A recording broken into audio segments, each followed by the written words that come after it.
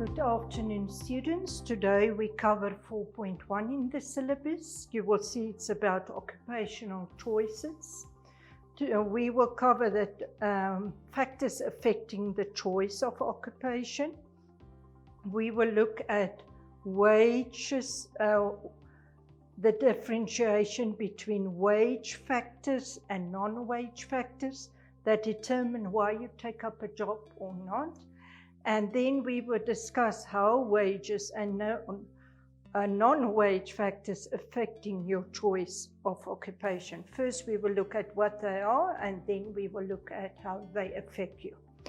Now, we have different types of income.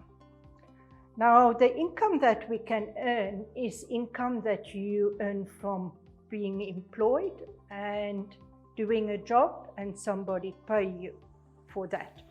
That income is normally in form of a wage or a salary, but we will look at that in the next slide. Then you can also earn income from being self-employed. So you create your own product that you produce and you earn an income from that. Or you create your own service and you earn an income from that. So it's not somebody else that pays you. Then the third form of income can be, for example, you have land and you rent it to somebody else. Or you have a building and you rent that building to somebody else. That rent that you get is also a form of income. You can also have other forms of income then. Say, for example, if you have invest in shares, and you bought shares, you can earn dividends on the share. It's that small part of the profit that is yours that you get. So the company earns profits and divide it between the shareholders. So it's your part of the profit that you get. And in our country, we can also earn income from Social Security. Say, for example, when we take pregnancy leave, then the government or the Social Security pay us for 3 months, a part of our salary. Okay, the second slide, you will see we look at what is the difference between a gross wage and a net wage, or a gross income and a net income. Now, the total of your earnings per year or per week is your gross income. So there's nothing deduct from it. They say you earn $250 per day and you work 5 days a week. Or say, for example, you work 20 days a month, then you take 250, multiply the 20 days and you will get your gross income. But now, if we take this gross income and you subtract tax from it, and you also pay your Social Security, which you must pay according to law, and you pay your pension, and you put money in a saving contribution, what is left for you is your net income. So all that is monthly subtract, like your tax, Social Security, you have no say in that. That is the most important. If that is subtract, the others you still have a say on doing it, but some cases not. So that gives you your net income. Now, what is net income? That is sometimes also called your disposable income. That is the money that you have available to use on the goods and services you need or want. Okay, the next slide, you will see we discuss wage factors. What is a wage? A wage is a form of earning received for monthly or daily delivering of a specific good or a service. Delivering or supplying a service. Now, these wage factors is more than only the wage you get. Sometimes you get overtime, sometimes you get a bonus, sometimes you get a commission This wages, if it's paid per week, sometimes it's, or in normal situations, this weekly wage is cash that you receive. But if you get only once a month, they call it a salary and they pay it directly into your account. Now, sometimes your wage is also not paid in a fixed amount, like 250 per day. It's on piece rate, they call it piece rate. That means if you work in a factory and you produce sweaters, and they tell you, if you produce, for each sweater you produce, I pay you $200.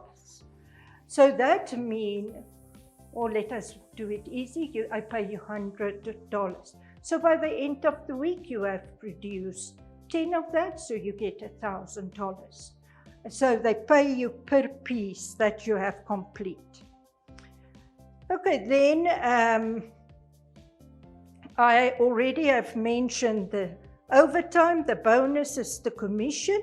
Then there's also time rate, and you get paid per hour that you work or per days that you work. That is what they call a time rate.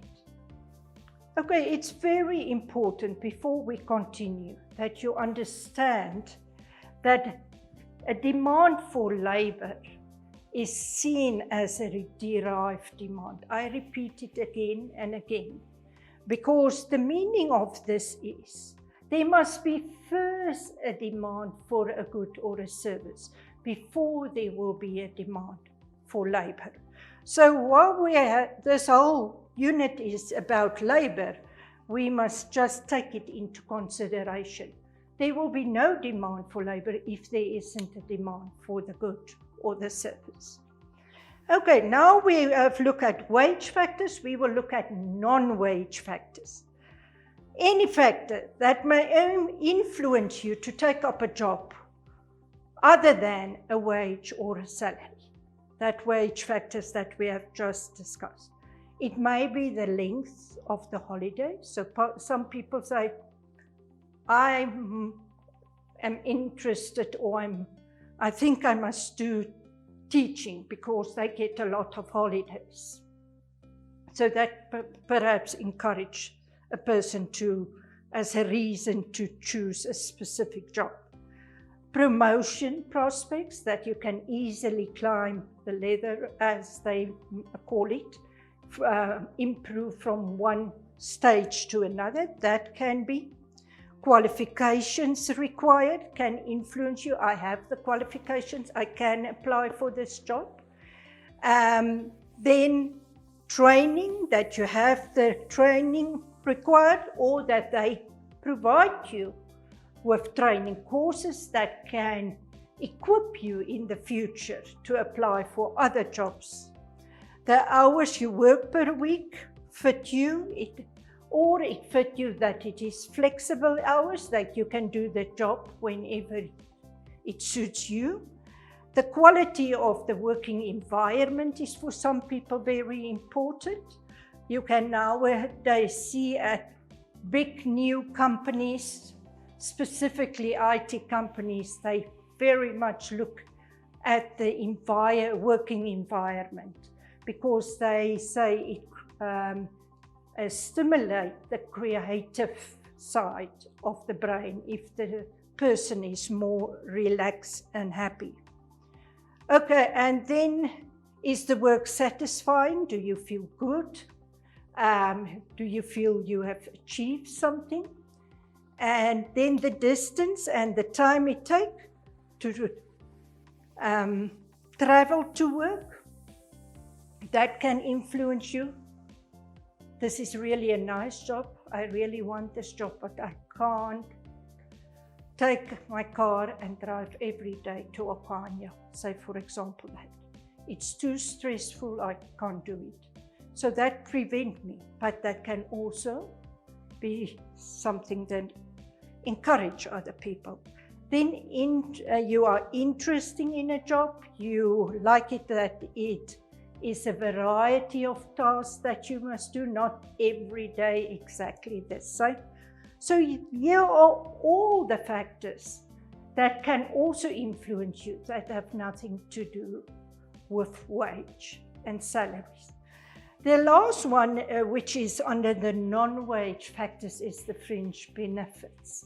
Now, in this case, can be that they say, you can use this card. This is a company card, but as long as you work for me, you can use the card. Here is a computer that you can use, or a laptop. As long as you work for me, you can use this laptop. So the same for a phone. So that is the type of benefits that also may encourage you to take up a job or not. Okay, there is also a difference between income and wealth. We have looked at it, but we just again repeat it because it is applicable to this unit. Income is what we discuss now up to this point, but the wealth is what causes inequality in income in our societies, which is very visible. Wealth is like buildings we own, land we own, shares we own, jewelry, art. You can even go further and say the cattle you own. Wealth is normally inherited, not always. Some people create their own wealth, especially nowadays the young people create their own wealth because of the new services they design and develop. But in lots of circumstances, this buildings or land or cattle is from one family, hand over from one family to another. And that creates the wealth that we are talking about.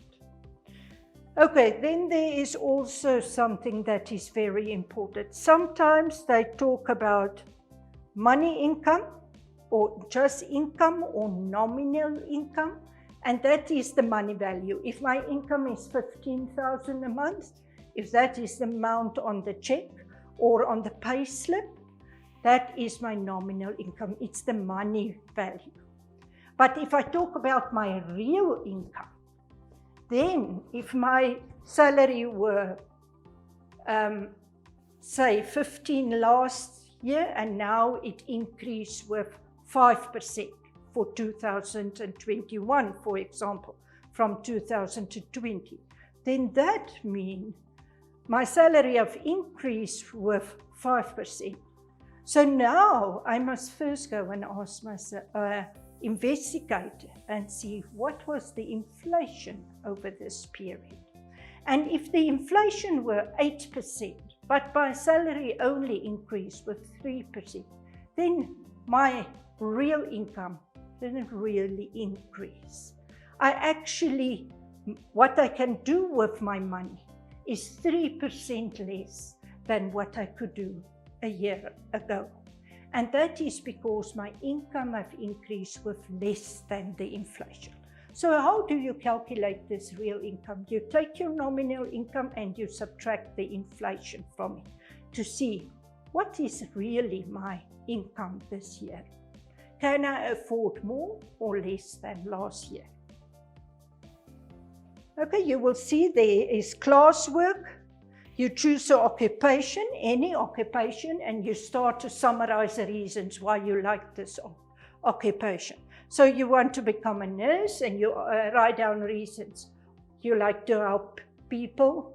You are interested in how the biology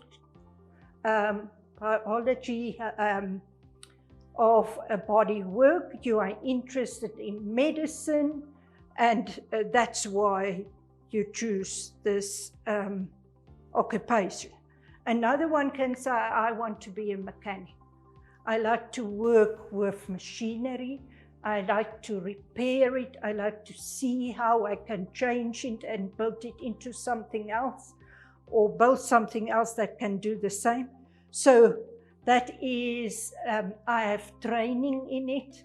I got my qualification as a mechanic, say for example in Germany, and that's why I have 5 years experience. That's why I will apply for this mechanic job. So that can be reasons that you summarize. Okay, in the homework you see that I want you to take a newspaper, cut out any advertisement that seems interesting to you. You will always see there's like 4 or 5 pages just of jobs available. So you cut out one of them, you paste it on a page, and say, for example, they are looking for a teacher. Then you first will say, and the teacher must have at least 4 years qualification. This is a teacher that teach, for example, economics, and they prefer that the teacher have experience because the teacher must also teach the grade 11s and 12s.